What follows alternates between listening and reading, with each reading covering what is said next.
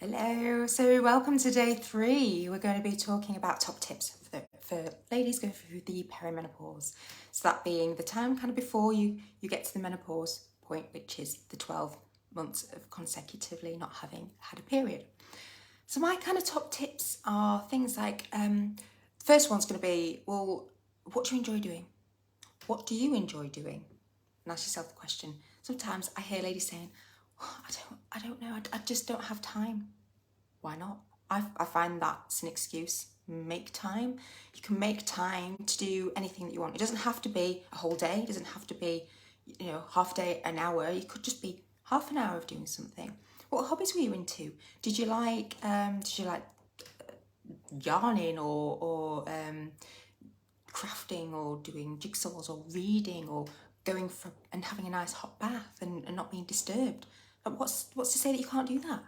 You absolutely can. Shut the door. Kids can't come in as long as if you've got young kids, make sure they're supervised. But anyone kind of old enough, you say, look, I'm having half an hour now. Just leave me. And if you struggle to do that, if you struggle to take half an hour out of your time, the best thing to do is to schedule it in your diary and hold yourself accountable that you're going to take that time out for you. Or even better still, is to go and do something for you. So whether it's getting your nails done, whether it's going and getting your hair cut, whether it's maybe come to me for a facial with facial reflexology or reflexology for menopause or mindset work. But if you've got that in your diary and you scheduled that you're doing something every week, then that's something, that is you time. You're spending time on you, getting your eyebrows done or getting waxed or whatever it is, something for you. Make sure you plan it in your diary and you book it in, because then you're going to account to it. If you've booked in with someone externally, you're not going to say, oh, I can just move that around or I can skip this week. No, book it in. Get it in there, because then you're more likely to stick to it. And that's what you want. You want to be doing stuff for you, because you are important. My next tip is actually, if you are really struggling with symptoms and you feel like you need help medically, and go and book in with your GP. I know the times where it's difficult and it might be a telephone appointment, but even so, telephone appointment's fine. Discuss the symptoms, discuss what you're going through, see what they can do to help you, and at least get some knowledge and get some facts and sort of information around whatever it is that you're going through, because then you can make your own informed decision whether you want to go ahead with one sort of stream or not. You at least you're given the options. I know in the past a lot of ladies got given antidepressants, and whilst I don't agree with it, ask if that is the right channel for you, and ask yourself if that's the right channel for you, because if it is, then it is. I'm not being judgmental, I don't agree with them just giving antidepressants to everyone, because they've not really listened and they've not really understood what's going on. This is a transition in your life. Hey ladies, we're all going to go through the menopause. If you're lucky enough to reach that age, you're going to be going through the menopause. And just think about it as the next phase in your life, that we're transitioning. So in perimenopause, we're transitioning, we're getting ready, we're evolving. Just think of that caterpillar that goes into its cocoon, and that cocoon could be the sort of perimenopause stage, and then it evolves and it becomes a butterfly, and then that's sort of menopause, post-menopause stage. And look how beautiful that caterpillar comes. It becomes a beautiful butterfly. So think of it like that. It doesn't have to be this dreaded thing that we dread. Who says that? That's your mindset. That's maybe what you've heard. It doesn't have to be that way. And that's where I help with your mindset. Who do you want to be in this next phase of your life? The sort of baby bearing days are gone. The ovaries are just not producing the eggs anymore. So think of it as right, this is my next chapter. So who am I now? And this is where a lot of ladies struggle. But they also struggle with things like anxiety. So waking up and having those palpitations and sort of that feeling of dread as soon as they've woken up. For those ladies that have the palpitations, that anxiety, hot sweats, night sweats, those hot flushes, I just want to ask you, do you drink caffeine? And caffeine is tea and coffee, anything caffeinated, Coca-Cola, they're all caffeinated drinks. Do you drink caffeinated drinks? Do you smoke?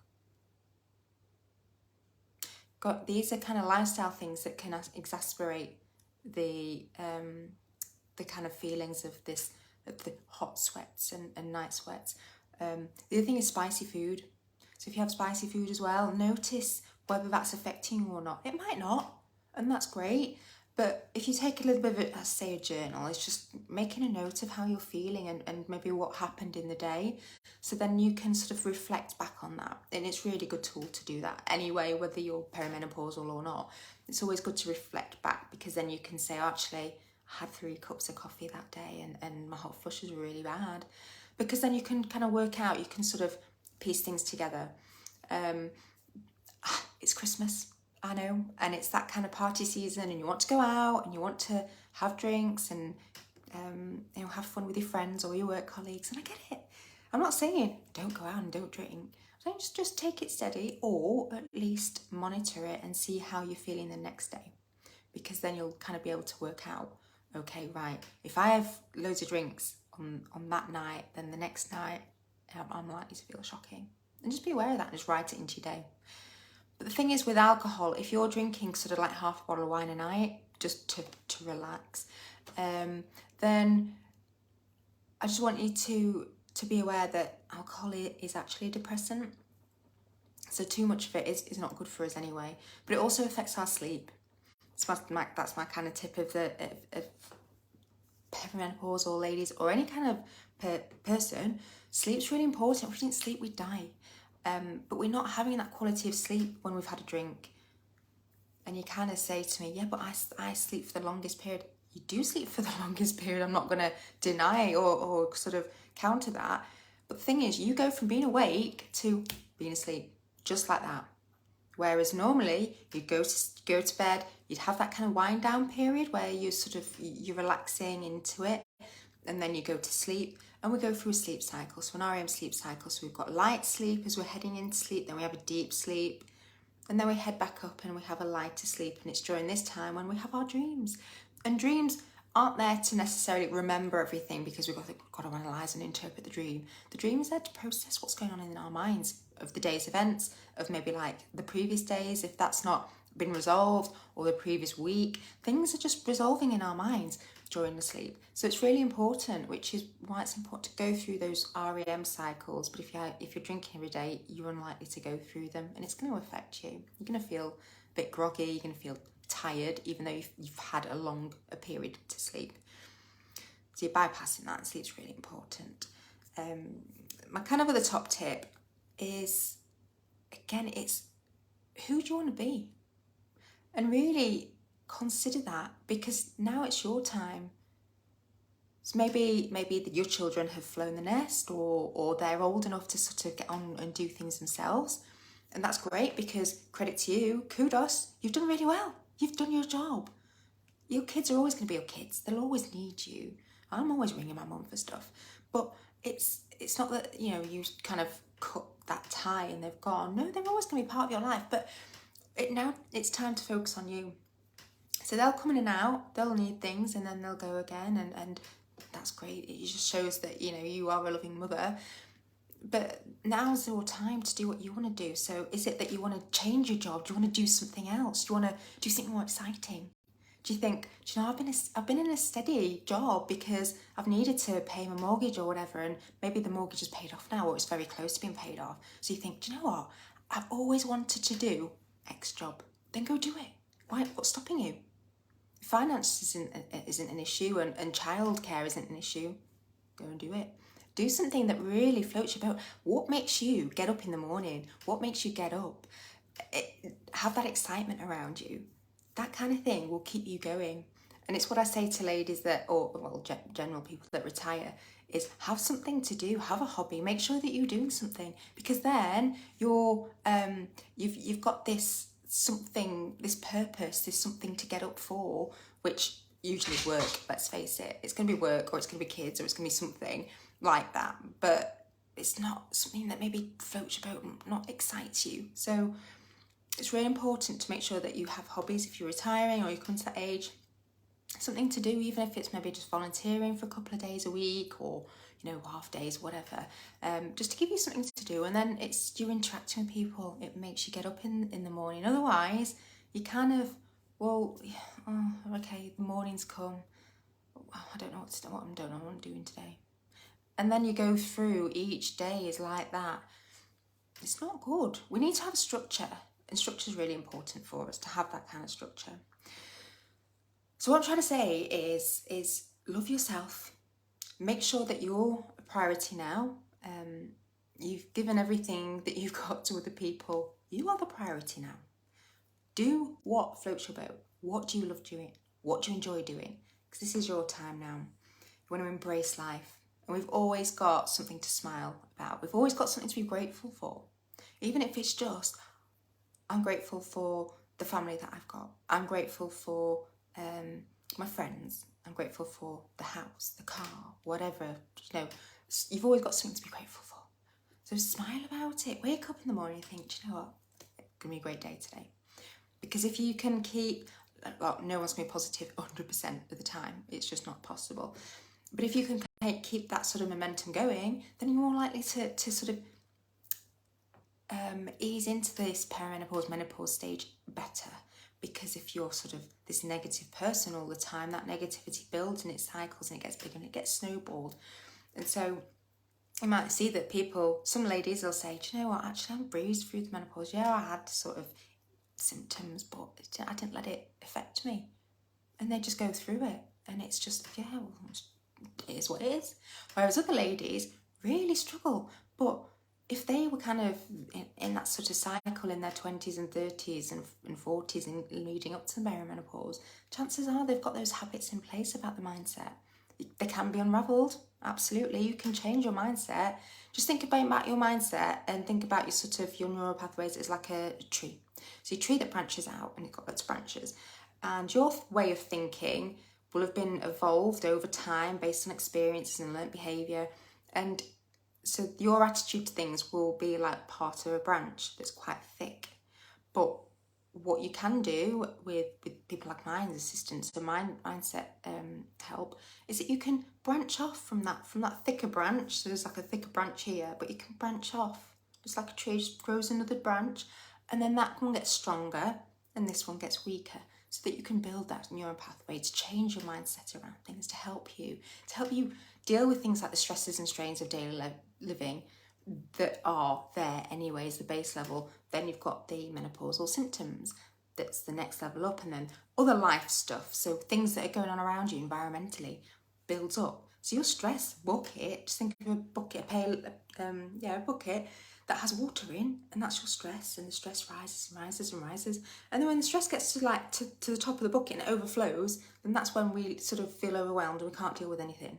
So it's really important to maintain the stress levels like sort of down here in that stress bucket and not let them overflow, which is why I say do things that you enjoy, because that'll empty your stress bucket. Just imagine the stress bucket of water. Empty your stress bucket. Think of things that will empty your stress bucket. So having those appointments fixed in your diary for relaxation or you time, should we say, so whether it's reflexology or de-stressing with me, or whether it's going to the hairdressers or going to a beautician's or going and getting your nails done, building that time for you. This can just help with the stress bucket. Doing things that you like to do at home, kids are in bed, or let's say you've got some free time because maybe the grandparents have got kids, if you've got smaller children, then have that time for you and your partner, because let's face it, they kind of go through a midlife crisis as well sometimes. You get into that point in life and you think, well, what's the reason for my existence? And I had that a while ago and it just blew my mind and I thought, what am I here for? So my purpose then is now helping people.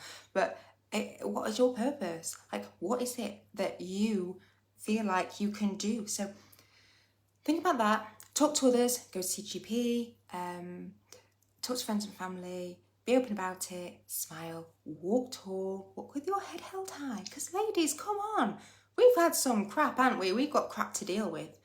Walk with your head held high like, I've got this shit right now. I've got it, I'm here. And really give yourself that confidence, that esteem that, do you know what? I'm bloody amazing. And you want to walk out there looking like it, because if you act like it, it's going to show. Whereas if you sort of like, I hear this, fake it until you make it, but the thing is that can actually come into fruition. Some days you might feel like crap, but paint on that smile, be like, right, okay, I've got my favourite perfume on, or favourite blouse or whatever, and I'm going to go out there and I'm going to show them, and that's it. Go get them, Tiger. So I'm like your cheerleader, go and do it. So start loving yourself more. Speak up. You can ask me questions, post things in there, or private message me if you want to. If there's anything that I've kind of like touched on that you feel like you need more information on, I do free consultations as well. So if you feel like you want to just have a chat with me one-to-one, absolutely, we can book that in and we'll have a chat and talk about your sort of symptoms, because we're all different. I'll say it again. We are all different. And I really want you to embrace life, because it's there for us to embrace. Why should we suffer? Why should we suffer? So embrace it. If you've got male friends, colleagues, partners who are struggling, Andy's Man Club is amazing. And if you're in Doncaster, I know there's 2 venues that do it. So there's 2 nights a week that get run. There's one in town and then there's one at the racecourse. But wherever you are in the UK, hopefully there is, you know, an organiser, there is an Andy's Man's Club establishment or nearby for them to just drop in, and you don't have to say anything. And that's the best thing about it, guys. You don't have to, it's not like an AA meeting. You can just drop in, maybe go a couple of times and just listen to others, and then if you feel like you want to contribute. If you go the first time and you absolutely bursting to get stuff out, do it, because they're there to help each other. So I kind of work with ladies because I feel like I gel better with ladies, and I don't really want to talk about things like erectile dysfunction with men. I just don't feel it's appropriate. So I'm happy to talk about things like vaginal dryness and sex and things like that with ladies, just not with guys. But there are other guys out there, maybe other male therapists that will help them, or Andy's Man's Club. So they're good pointers, they're good tips like for signposting. Well, I hope you found that this 3-day sort of class or informative event about menopause was helpful. If you want to add some comments on there, or if there's anything else you feel like, do you know what, you just really skimmed on this, can you open up about it a bit more, then absolutely, I'm open and transparent, and I'm happy to do more of these in the future. So I'll see you for now, but I hope you have an amazing week. Take care. Bye for now.